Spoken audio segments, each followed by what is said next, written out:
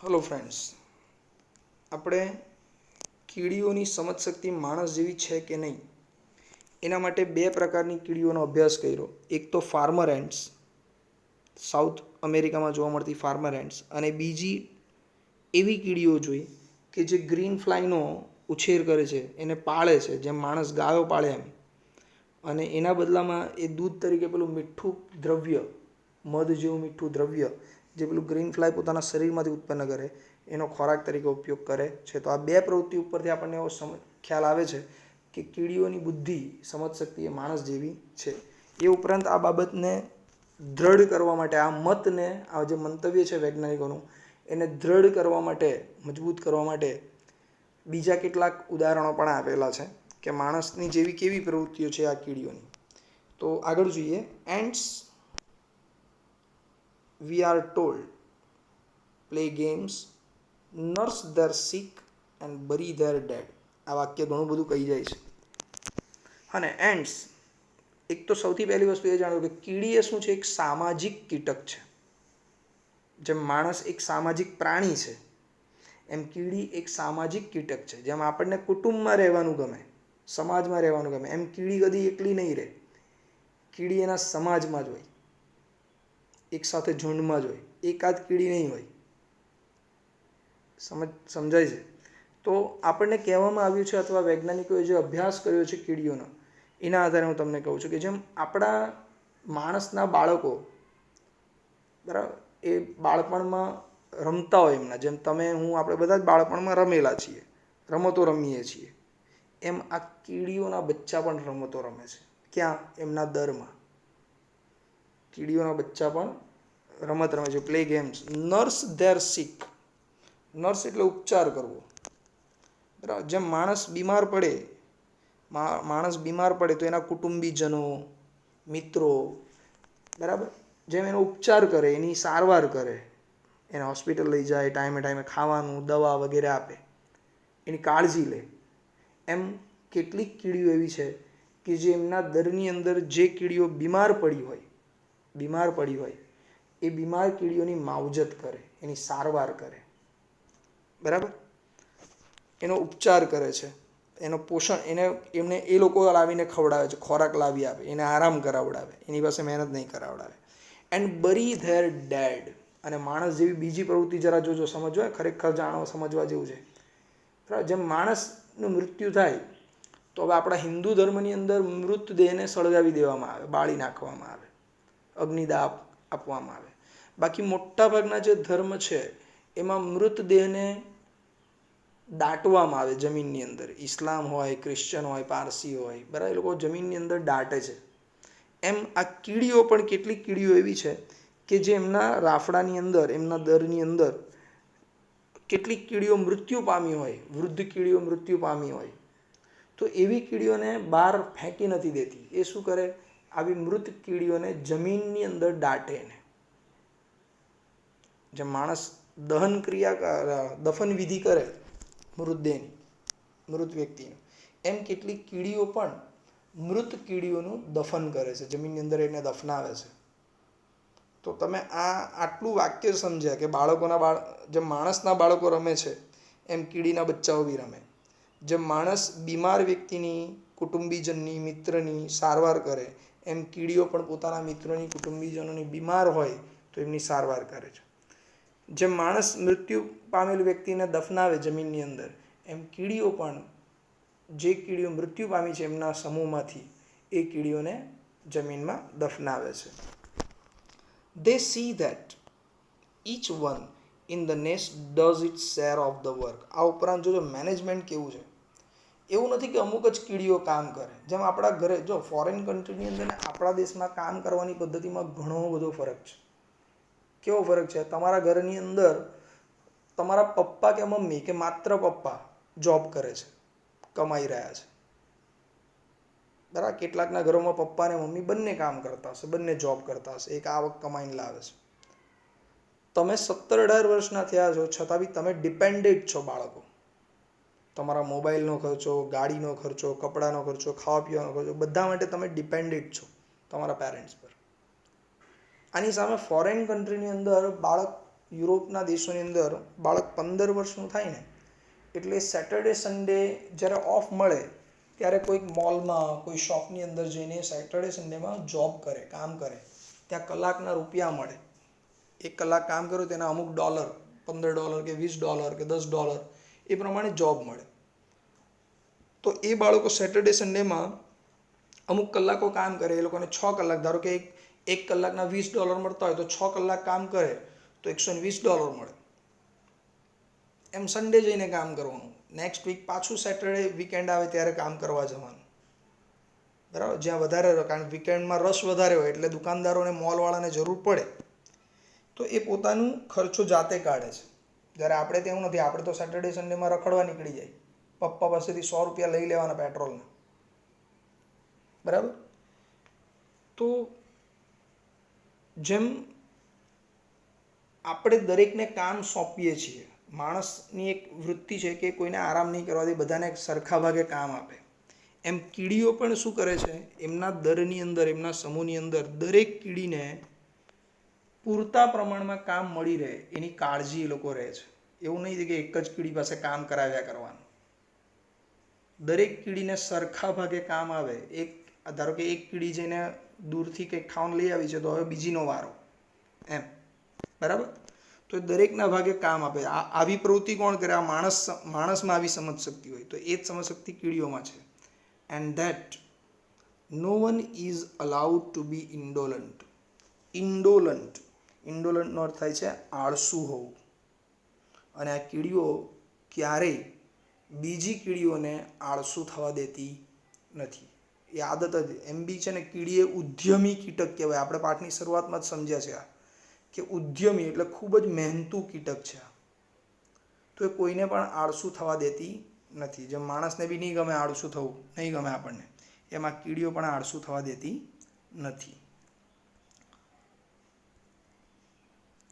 All these suggest that ants have highly developed social sense. આ બધા ઉદાહરણો કયા?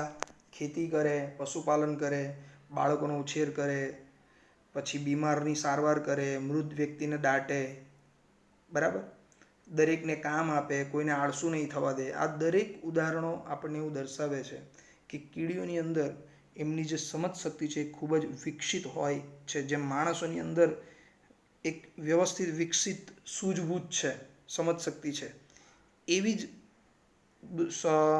સારી બુદ્ધિ, સામાજિક સેન્સ જેને કહેવાય, બરાબર ને, સામાજિક સૂઝ કે ભાન કહીએ આપણે, એમની અંદર છે કીડીઓની અંદર. And perhaps some system of government. અને જેમ આપણે એક વ્યવસ્થિત શાસન પદ્ધતિમાં આપણે કામ કરીએ છીએ, એક વિકસિત શાસન પદ્ધતિમાં આપણે કામ કરીએ છીએ, ગવર્મેન્ટ આપણી પાસે અમુક કામ કરાવે છે, એમ કીડીઓની અંદર પણ એક વ્યવસ્થિત પ્રકારની શાસન પદ્ધતિ હોય છે. અને એ શાસન પદ્ધતિ પ્રમાણે જ એ સરકાર, એ ગવર્મેન્ટ ચાલતી હોય એ પ્રમાણે જ એ કીડીઓ કામ કરે છે. બરાબર, ખ્યાલ આવી ગયો? હવે એક બીજી યુરોપમાં જોવા મળતી એક બીજી અલગ પ્રકારની કીડીઓનો અભ્યાસ કરીએ. એની પ્રવૃત્તિ જોઈએ. એ પણ માનવી જેવી જ પ્રવૃત્તિ છે. There are ants that keep other ants as slaves. હવે કેટલીક એવી કીડીઓ પણ છે કે જે શું કામ કરે છે?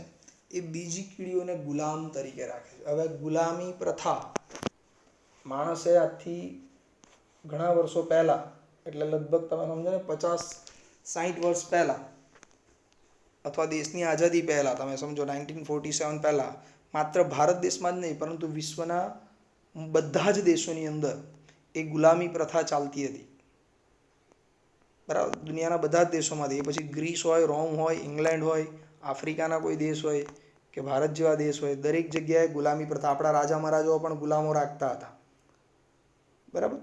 તો આ કીડીઓ પણ માણસની જેમ જ ગુલામ રાખે છે. બોલો, નોકર રાખે.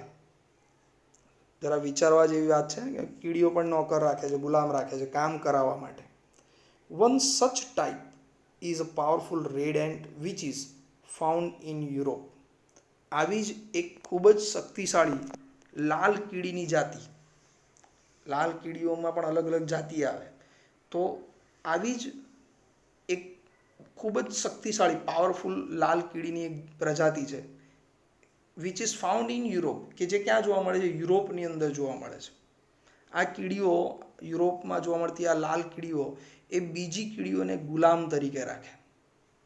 એટલે એટલી પાવરફુલ, એટલી પેલી મોટી કીડીઓ આવે, લાલ કીડીઓ ઉડતી, એ મોટી કીડીઓ અન્ય કીડીઓને ગુલામ તરીકે રાખે છે.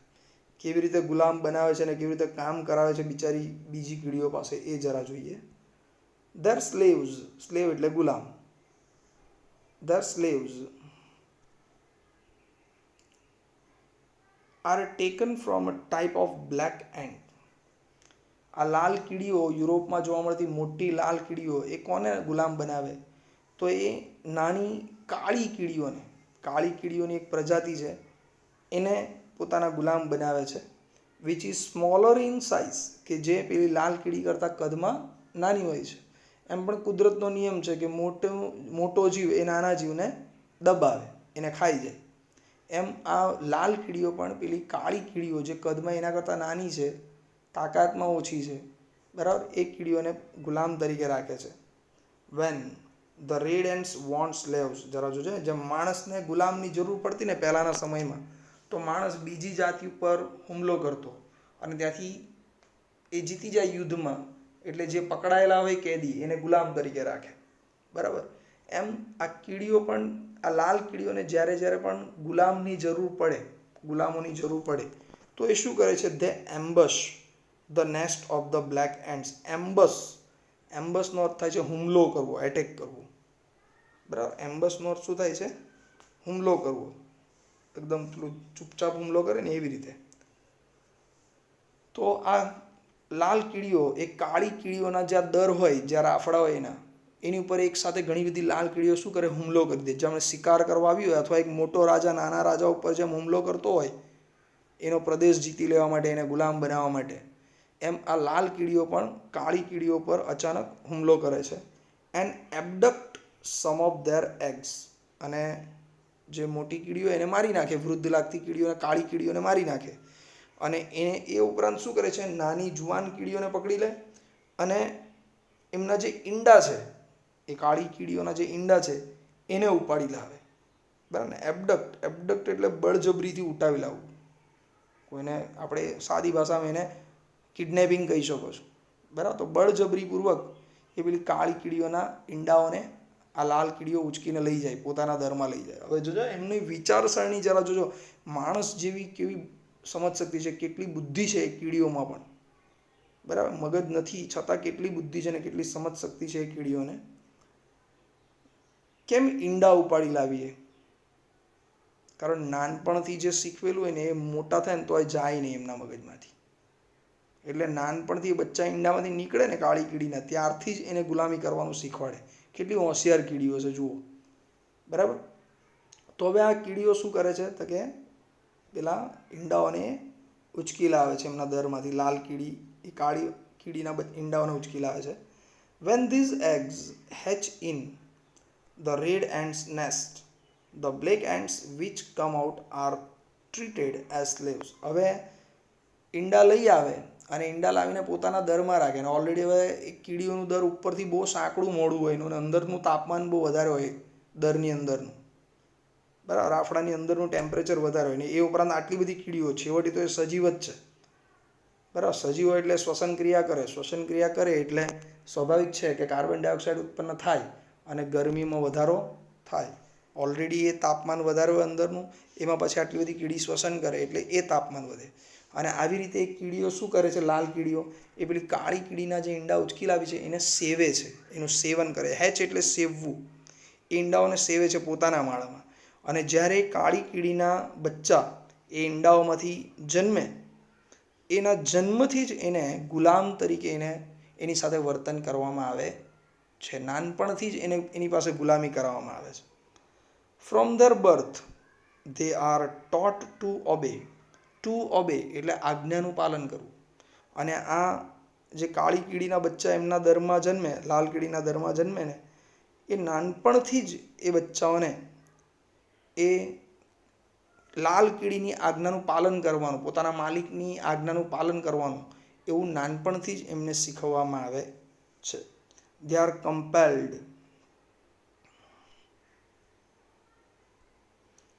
કમ્પેલ્ડ ટુ ડ્રજરી. ડ્રજરીનો અર્થ થાય છે ઘસડી જવું, બરાબર. જબરજસ્તી કોઈ કામ કરાવતું હોય આપણી પાસે એવું, બરાબર, મજૂરી કામ કહીએ ને આપણે એવું. ડ્રજરી એટલે તમે એને લેબર વર્ક કહેવાય. બીજો સિમિલર વર્ડ કયો છે એનો? Labour work. અને કમ્પેલ ટુ એટલે ફરજ પાડવી.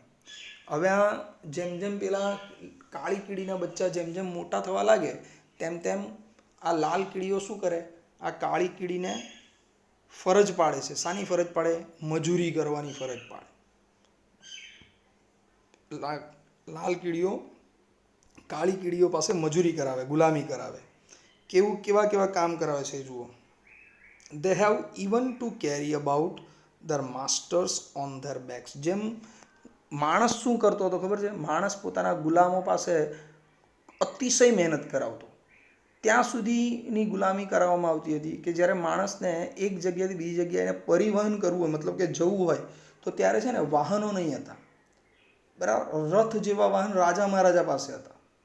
તો બાકીના જે શ્રીમંત લોકો હતા એ લોકો એક જગ્યાએ બીજી જગ્યાએ જવા માટે ડોલીઓનો ઉપયોગ કરતા. ડોલી આવી, પાલખી કહેવાય એને, પાલખી. તો એ પાલખીઓમાં એ ગુલામો જે હોય ને એ પાલખીને ઉપાડે ને પેલો વ્યક્તિ જમીનદાર, જેમ ઉમરાવ કે જાગીરદાર જે હોય એ અંદર નિરાંતે બેઠો હોય અને એ ભલે આમ ખાઈ પીને પઠ્ઠા જેવું હોય, જાડો જાડો, અને પેલા ગુલામ બિચારા એને ઉપાડીને લઈ જાય, ગુલામી કરે. એમ આ લાલ કીડીઓ પણ શું કરે છે? એ આ કાળી કીડીઓ પાસે મજૂરી કરાવે છે. અને ઘણીવાર એવા કિસ્સા પણ જોવા મળેલા છે વૈજ્ઞાનિકોને અભ્યાસ દરમિયાન કે લાલ કીડી આરામથી પડી રહી હોય એમ, અને પેલી કાળી કીડી એને પોતાની પીઠ પર ઉપાડીને ઉચકીને એક જગ્યાએ બીજી જગ્યાએ લઈ જાય. પેલી જીવતી છે, એવું નથી મરી ગઈ છે લાલ કીડી, એ આરામથી પડી હોય અને પેલી જાણે ગુલામો કેવું પેલું પાલખી ઉચકીને લઈ જતા હોય એમ પેલી કાળી કીડીઓ એ આ લાલ કીડીને ઉચકીને લઈ જાય છે પોતાના માલિકને. How surprisingly human. તમે જોઈ શકો છો કે આ જે ઉદાહરણો જોયા તો ખરેખર કીડી એ આશ્ચર્યજનક રીતે, બરાબર, ખૂબ જ આશ્ચર્યજનક રીતે કોના જેવી છે?